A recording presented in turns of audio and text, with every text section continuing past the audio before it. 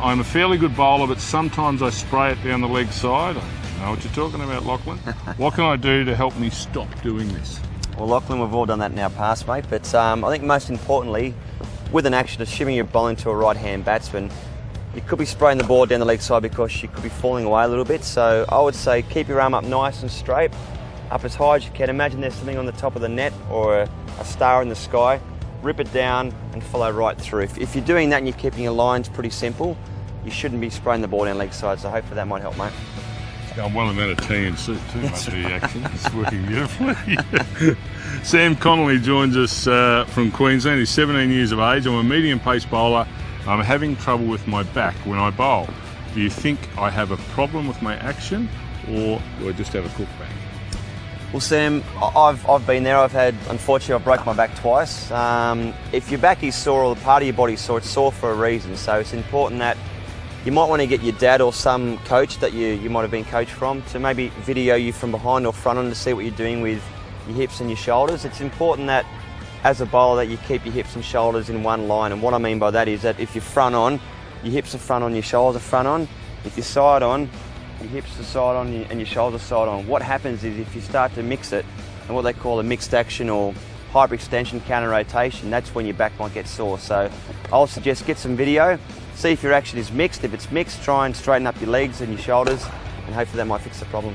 Just quickly, those back problems are generally base of the back or higher up? I had mine down pretty low. The second lot was about sort of medium lumbar vertebrae. So it's actually amazing how much you learn about your body too when you're a fast bowler. Zach from Queensland is our final email. I'd like to know what I need to do in the gym and what diet I need to have to become an express bowler like you. Well, Zach, you're 15, mate. I would probably recommend for the next probably year or two. You don't need to do heavy weights, mate. You have to let your body grow. To me, I never really followed a diet. I just try to eat healthy. We've all been guilty of the odd